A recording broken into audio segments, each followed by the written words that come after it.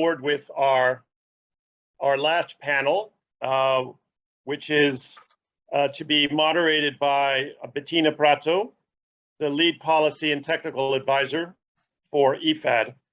This panel is basically going to focus on moving forward together, generating collaborative actions for inclusive agri-SME finance in times of crisis.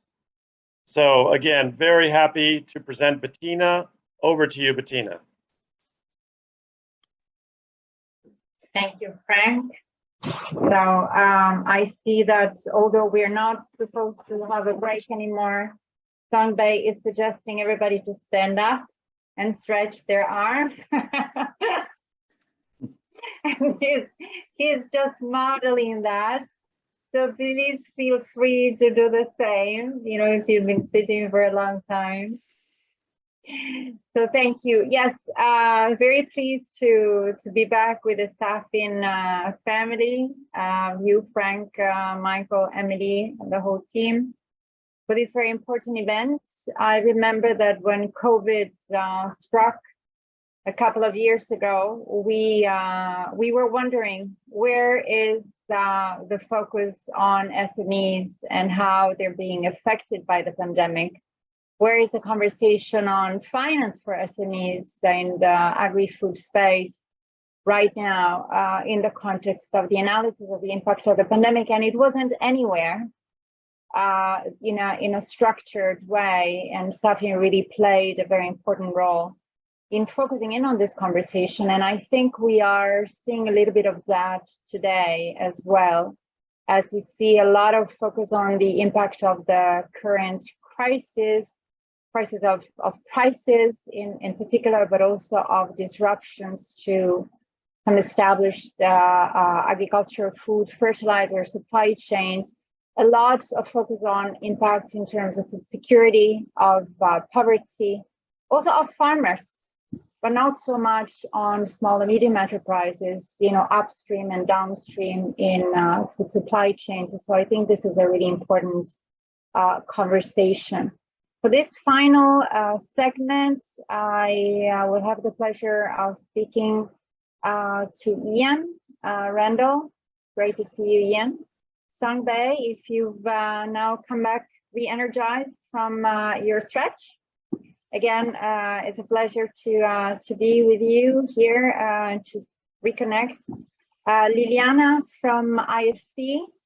I'm not sure whether someone else is also joining. I think, you know, there was like a potential surprise guest for the panel, but I'd like to start with you, and we begin with you, Ian, sort of reflecting on what you've seen coming out of this interactive tool. And then we try to bring together the different pieces of the conversation together. I have some ideas of my own, but I'm also really interested in your ideas. I would encourage, before you speak, Ian, colleagues to please use the chat to make your contributions. I'd really like your support to zoom in on what have we heard about new concerns, new areas of impact. You know, has the current crisis really substantively changed the landscape for SMEs or for financial institutions?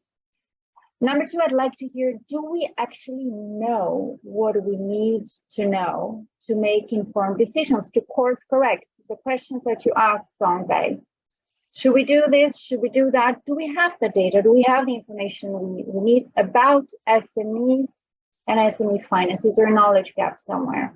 And three, you've heard about some action points, recommendations, requests. Please, if you were to see number one priority, what's your vote? What's your recommendation for Safin in particular as a network that brings together the different actors in the ecosystem, but also maybe for some of the specific actor categories represented here, the financial institutions, the SMEs and their own organizations, the DFIs, MDBs, you know, the donors, those who are in the business of de-risking, of, you know, sort of lowering costs, of increasing returns to finance. So Ian, we start with you. Okay. Well, let me just, because everybody's been here for the whole 3 hours, let me do a little bit of the arc of, I think, some of the key messages that I've heard. They are captured on this Padlet, although to be honest, not as many people have interacted as I'd like. So if there was an opportunity, Bettina, I'd love to bring a couple of SMEs in to this conversation just to hear their voices and their own direct reactions rather than my best guesses on how people are reacting. But certainly the early session, I mean, was with Mador, the sheer kind of compelling moment we're in of recognizing this global price rises across food, fertilizer, in the backdrop of a kind of COVID recovery, and indeed in some ways and rising cost of finance and labor in some cases. So there's a big backdrop there that we're all acutely aware of, and then the SMEs very much feeling that, and that's hitting their bottom line. They're having to pass on costs to consumers in creative ways, or cut their own costs and pull back actually from investing. And you know, the kind of dark story is the potential for, if that translates into people pulling back on investments, whether as SMEs or indeed as farmers in fertilizer and inputs, then we risk going to a dark place of things getting worse and worse, a negative feedback loop there. At the same time, the SMEs presented really positive, exciting stories about this moment in time, that actually this lifts something of this, like you know, this cheap mass-produced grains that are coming into markets that actually don't really serve as well. And if we think about what the Food System Summit laid out last year of the transition to more diverse, resilient, local food supplies that use local, perhaps more nutritious products and lift local markets and provide inclusive opportunities, actually they're on the front line of that in very different ways, depending on their market context, but they're really doing that work, scaling up fonio production in the case of patients in Nigeria, figuring out super efficient hydroponic production in Egypt, or really investing in local smallholder, local crops, millet and the like in India, in the case of Taru. Real opportunity there to shift to the food system that people were saying we wouldn't, but they can't do that unless they get the finance. And so then it was wonderful actually to hear, you know, finance service providers talk about the work they've got, the solutions they have, the sense of them stepping up to this moment, accelerating programs, people moving programs through faster than they would have done otherwise. Like, okay, let's go, people, we're ready. And, you know, in the same really for the development institutions. And if I take a little bit, I'm going to start reflecting on my own art. I came into this work in 2008 in the last food crisis. That was what pulled me into this space. And at that time, I felt like we didn't know how to talk to each other. We didn't have relationships between governments, development partners, SMEs, farmers. All that architecture of the relationships wasn't there. It feels like in the last decade, we do have, in a way, prototypes of all the solutions we need right now. And if I'm thinking, you know, it's time to scale those up. If I think as an entrepreneur, but as a development entrepreneur, we have all these instruments. We just listed lots of them. They're not all correct in all the places. They need to be nuanced about how they're applied. We have lots of them, but now actually we can be more responsive. We can be fast to move. We have the fabric of relationships and solutions. And I kind of feel like, let's go. You know, we're ready to transition to the food system. We want one that's more resilient, regenerative, inclusive. And these SMEs are on the front line of making that happen. Let's get behind them with the finance they need. The finance community sounds like you're ready. You know what you're doing. We're ready to go. So I'm just, you know, kind of in a way compelled by this moment, and just want to kind of put my shoulder behind it. And it feels like there's lots of SMEs that are ready to move and respond fast, perhaps even avert a crisis and move the food system to the place we want. So let me stop there because I've got overexcited. Yeah. You know, I love this sense of the opportunity and in a challenging time. Of course, not all SMEs have these innovative, you know, food system smart business models. You know, so we can't sort of attach the same level with the same type of opportunity to the entire category, but it's certainly a very vibrant world, a very vibrant landscape, as we also discovered together in the context of the Food System Summit process just last year. Liliana, from the financial point of view, did you see also from the conversation you moderated as well as from your work, is a financial community, including perhaps the commercial finance community, but generally speaking, the financial ecosystem around agriculture, equally excited about opportunity, or is the concern prevailing? I don't know to what extent this was also in focus, as I joined only in the second part of the segment that you moderated, but I didn't hear, for example, much of a discussion with currency rate depreciations, interest rates going up, sort of, there are some real concerns that financial institutions are dealing with now across countries, not just in relation to agriculture. So is this perception of opportunity, of the need to stay the course, maybe even to accelerate, permeating the financial ecosystem, or is it just the enlightened impact investors that are seeing this, that are living this? That's a hard question, Bettina. Thank you for asking.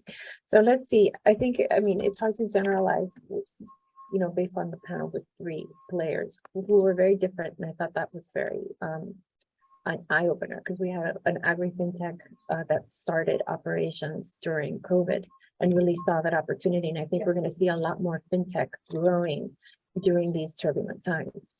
And then we had, Equity Bank, which is a major player in Africa, and their approach in terms of, and I asked them risk appetite question directly, because we've seen a big credit crunch, right, during COVID, and we still have a credit crunch. High liquidity really means banks aren't lending. And so, I mean, the Equity Bank seems to be, have integrated a kind of a strategic approach to try to address this risk appetite in a more operational way, right? So not just, okay, I'm gonna increase my appetite and then to small farmers, but really being strategic through digital, with social impact. So a bit of an approach that incorporates various angles. And then we just looking at it from a Asia Pacific perspective, where it's a conglomerate of institutions from all the way from the China Agricultural Development Bank to the smaller countries. I think the view is it really depends. And here on the country, we talked about, I mean, I think it was you, Songbae, who mentioned Sri Lanka and how or in your panel, how are we going to address the problems in Sri Lanka specifically? Yeah, okay. And, so I think that the answer really varies. Me, I mean, and I'm not that young, unfortunately, or maybe it's a good thing during COVID times, but I've never seen such a moment in time where we have 2 significant crises back to back, where COVID paralyzed the world, right? Changed things as we knew it. It's almost like the Industrial Revolution in terms of it's pre-COVID, post-COVID, right? And right after that, we had the invasion of Ukraine. And so it's a continuum of crisis that we haven't had time. We talk about COVID recovery, but we're still in COVID. Right? I mean, I'm still wearing a mask on the subway. So, and there is still supply chain disruptions and all of that from COVID. So we have a huge refugee crisis in Europe. And so I'm still seeing the financial sector, independent of the 3 panelists, really kind of stepping back and saying, whoa, how are we going to address this in terms of inflation, FX, less spending on the consumer finance side? So this directly impacts the small farmer. There's a food security crisis right now. And so I think the financial sector should be doing more. I think to Songbae's panel, we should be doing more. IFC, USAID, IFAD, in terms of, what you guys mentioned around risk appetite, and should we be making such high profits for a development institution? The profitability, what is our role? The role of smart policy. So having more of a macro integration, and you cannot just assume that the private sector is going to solve all the problems, because they can't. It won't survive. So my answer is no. I don't see that excitedness. I think I see a lot of caution. I see a lot of we have to figure how, what's next, because we're still in kind of this post-traumatic stress disorder from COVID, and then we're now in this there's a war in Ukraine that is affecting all of us. So I think it's a matter of time and working smartly across government, across EU, across development institutions. Everybody really has to come together and address this, and can't just assume that the financial sector will improve the situation on the own. Thanks, Bettina. Yeah, so I tend to sympathize with your view. Not so, not seeing a lot of excitement across the board, because we have a very diverse financial ecosystem around SMEs. But so, Ian, you said, let's go. There's this sense of urgency, of this window of opportunity. There is now a real pressure to diversify local food systems, to refocus in also on shorter supply chains, to make sure that we square different parts of the agenda, the green, the nutrition, the inclusive, around these redesigned, re-energized local food systems. So we can't wait for all the problems that need to be solved in the financial ecosystem to take their time, as you said, Liliana. So how do we accelerate while not cutting corners? Songbae, that's the question to you, because it's always the donors, the DFIs, those who are, sitting on the fence across different action areas that are looked at as potentially engineering, facilitating the coming together of the different pieces of the puzzle. What's your thoughts about this?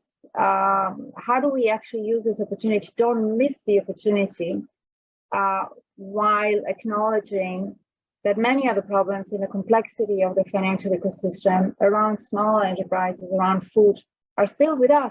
If there's no quick fix. I think you raised a really interesting point, because I've been here 2 years now, and of course we're in a terrible situation, but I have not been as impressed as I have been now as the way that we have to come together to try to address this situation. It's stressful. There's a lot more work. Things are moving quickly.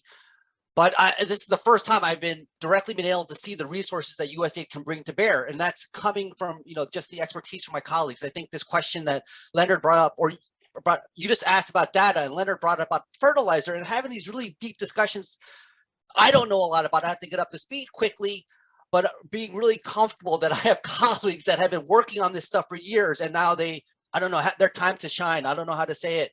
The second thing is, the point you're saying, on one hand, I get confused, right? We're doing this work. They're saying build resilience for smallholder farmers because of the war in Ukraine. Well, isn't that what we're already doing? So should we just continue to do that? But then they say we should do something new. So there's this tension, right? That yes, if we really believe the work we're doing is making an impact, we should just be accelerating it.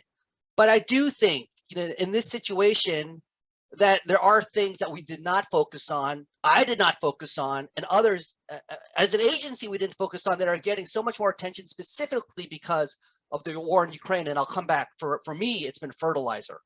So there's a little difference. The other interesting difference, and I was thinking, we've been making a lot of comparisons between COVID, climate change, Ukraine. And the difference between climate, this conversation has made me realize, when climate became a priority again for the agency, it was just like everything we currently do, put a climate lens on it. It's kind of like gender. You put it on everything we do, you build it in. But Ukraine, you can't do that. It's so much more specific. It is a much more smaller subset of activities that are you can do some, what we were talking about, repurposing what you're already doing that can be directly addressing it. but it's not everything we do is Ukraine, and there's some things that are very much more focused specifically on Ukraine. So, and the reason I bring that up is because SMEs have not been part of the conversation. It's been specific to Ukraine, and even when we talk about fertilizer, people don't say SMEs. So for me, I'm just realizing I need to, it's a challenge for me to keep bringing that up and making sure it's part of the conversation, and it's my job. That's what I do. Like, someone who talks about gender, we have, gender teams, gender focused people, they'll always make sure to remind people about gender. And that's what I do when we talk about fertilizer. I remind people that of our, our core, part of our core strategy has been to work through, agricultural finance through SMEs. And the last thing I'll just say is about, just want to touch on this reoccurring theme about collaboration. Of course, we need more collaboration. It's frightening how little coordination and collaboration that happens, how we operate in our own silos, how much more leverage I feel like we could get if we work together, understanding the challenges. We have our own agendas, like I think what Thoraya was saying, just understand the facts. We have our own agendas. We have these limitations that make it very difficult to work together sometimes, even though we want to, just because of the structural constraints.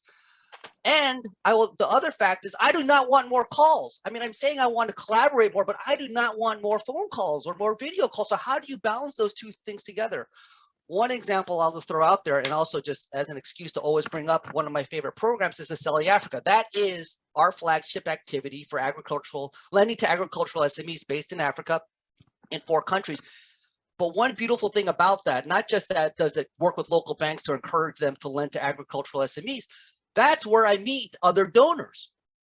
So this is where I built my relationships with MFA, Netherlands, with FCDO, UK, with SDC, Switzerland, because those are existing calls we have. And through those calls we have to talk about Selling Africa, I build those relationships and those lines of communication so that we can coordinate when something like this comes on.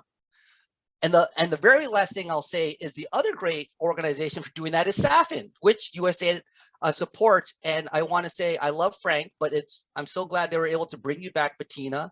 And Bettina really was, when I started, I knew very little about this space. My background was more finance. Bettina really was the one that kind of brought me in and introduced me to Bettina, and SAFIN, the network, really was a great help and kind of introduced me to all the players in this network. So somehow to leverage that in this topic about collaboration, but without adding more phone calls, hopefully. We'll remember that. I have to wrap up, and of course it's impossible to wrap up in a way that does justice to 3 hours and more of a very complex conversation. But I took 3 points that for me are going to stay in my mind, as I actually do work now on IFAD side in trying to also understand, unpack, and address the impact of this crisis in the context of many other stressors, many other types of shocks. So this is important for me as well, sort of from a direct sort of action points perspective. What I heard from the conversation, from the group, from the panel is, first of all, the call to stay the course, not to allow gains, positive trends in terms of innovation in the SME space, innovative business models related to food, upstream production, downstream, as well as in finance. Stay, sort of adopt any sort of corrective risk mitigation, risk management, counter-cyclical measures that allows to stay the course. Do not allow the crisis to disrupt focus, progress on climate, on nutrition, on innovative financing models. So first is a call for resilience in the direction taken in the past few years in relation to agri-SME finance and food systems in general. And I think this is also relevant for SAFIN. Do stay the course and continue focusing on climate, on green, on inclusion, on digital. Do not allow the crisis to become a crisis that stops you in your tracks. Second, accelerate, recognize the opportunities, and perhaps also use SAFIN as a space to really elevate the visibility of those solutions that Ian was referring to, the combination of innovative business models in the food space that work particularly in local food systems, and of financing solutions around those. We need to learn to, sort of make those, to communicate around those, to understand what is feasible and to accelerate learning loops around those. 3, resist the urge to launch new initiatives. This is not just about phone calls, as Songbae was referring to, but it's much of the fragmentation that we're seeing. The problems in coordination come from the fact that everybody is launching their pet initiative, their pet project. Let's internalize the lessons from the current crisis into the work that we do and try to consolidate rather than addressing by creating new initiatives, new funds, new structures, and therefore contribute to fragmentation. And fourth and final, SAFIN and colleagues continue focusing on SMEs. This is a time to really emphasize as much as possible the role that they play and the vital role they need to play for resilient food systems. It's not something that will happen if you don't keep a focus on it. And whatever we're discussing, coordination among DFIs, IFADs, donors, the commercial investors, the impact-oriented investors, we need that lens, because in the absence of that, we may have solutions that work very well for the agricultural sector in general, but they will not be right-sized, and I'm borrowing an expression from Ian here. They will not be right-sized for small and medium enterprises. So that remains a very important niche for SAFIN. Frank, I don't see you anywhere now on the screen, but I think I am due to give the floor back to you at this point. Yes, I am here, Bettina. Thank you very much. And yes, we are ready now for the closing. I want to first thank again all of the speakers, all of the panelists for the excellent interventions over the past 3 hours. I know it's been a long session, but I think we've learned a lot on the way. And I have the honor of passing the final words to Panos Varangis, head of the SME Finance Advisory Group for the IFC, and also an esteemed SteerCo member for the SAFIN network. So Panos, over to you to close our session. Thank you. Thank you, Frank. I think that I'm going to do a disservice in trying to summarize after Bettina's summary, which was excellent and was great to see you, Bettina, again. Always a pleasure. So I think Bettina made the key points and the key summary of the discussion. What I would like to do a little bit more of a reflection from my end and pick up a little bit from where Bettina said. What we have seen with COVID, and we are seeing now with the war in Ukraine, is that we are seeing trends that existed before that they are now turbocharged. So things that we were doing and happening before, they take a new life and they become even more urgent. And I think staying on the course on what we said, digitization, sustainability, digital technologies are basically these things that we need to keep doing. I take a little bit more of a positive or optimistic view than my colleague Liliana, in terms that we're seeing renewed interest from financial institutions to do more about lending to agriculture and particularly smallholder farmers. And Equity Bank is a classic case and was very eloquent and a very strong proponent of renewed interest. But we're seeing that across other banks, driven by technology, the AgTech technology, and the sustainability that is good for the clients, but good for the financial institutions. So, so I think that there is a shift, and the crisis helped also refocus the financial institutions, and they have been responding, leveraging, as I said, the trends that already exist.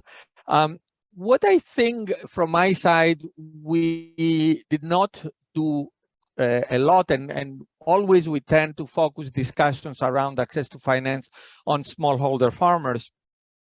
And although we said about SMEs, I did not hear a lot of discussions about SMEs and SMEs beyond the primary production stage. Like, we need to talk a lot about added value, processing, logistics, like longer-term finance and equity finance that needs to be done in order to improve the systems, not just from the production side, but also post-production.